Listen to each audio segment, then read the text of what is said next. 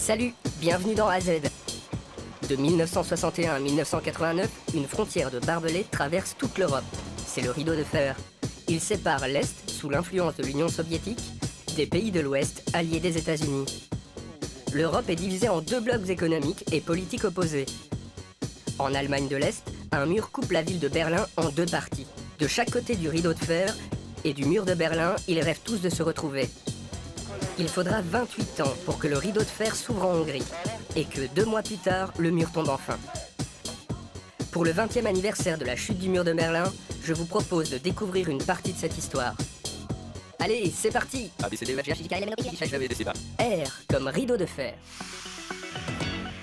En mai 1989, la Hongrie décide de couper le rideau de fer. Et en septembre, les Hongrois ouvrent leurs frontières avec l'Europe de l'Ouest, un moment historique qui a complètement changé la face de l'Europe.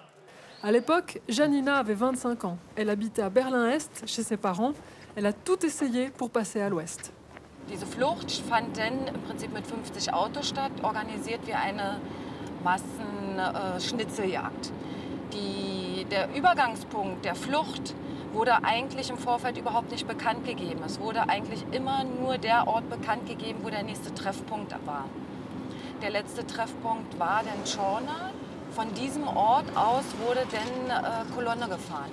Hupend bei Rot über Ampel, weil wir mussten halt zusammenbleiben. Wir hatten eben halt auch wirklich Angst, dass wir irgendwo abgefangen werden und kamen dann hier in Klingenbach am offiziellen Grenzübergang an.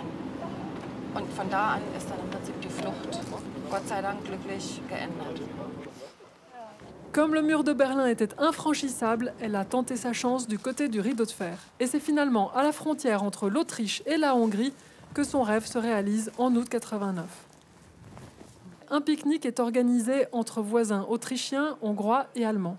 Janina apprend que cette fois-ci, le pique-nique est un prétexte pour faire passer les Allemands de l'Est de l'autre côté du rideau de fer. Elle se dépêche pour ne pas perdre cette occasion.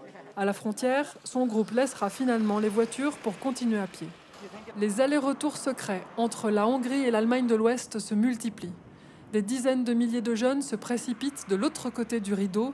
Ils se réfugient dans les églises et les ambassades. Es gab eigentlich 3 Möglichkeiten, dieses Problem zu lösen, dieses Krisisproblem. Erstens, doch in der DDR zurückzuliefern. Zweitens, dass wir die DDR-Bürger niederlassen in Ungarn. Drittens, dass wir die ausfahren lassen. La Hongrie opte pour la troisième solution. Le 10 septembre 1989, le gouvernement hongrois décide d'ouvrir ses frontières aux Allemands de l'Est.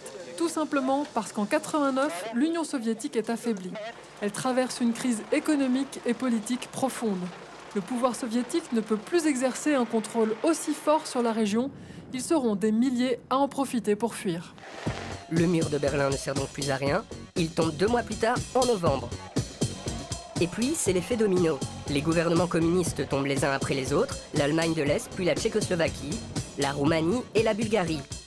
Et c'est comme ça que l'ouverture du rideau de fer et la chute du mur de Berlin ont permis la réunification de l'Allemagne et puis celle de l'Europe tout entière. Ça va? Vous suivez toujours? Parce qu'il va falloir s'accrocher. On n'est pas encore arrivé à la fin de ce bout d'histoire. Suite au prochain épisode avec la restauration du mur de Berlin. Allez, ciao!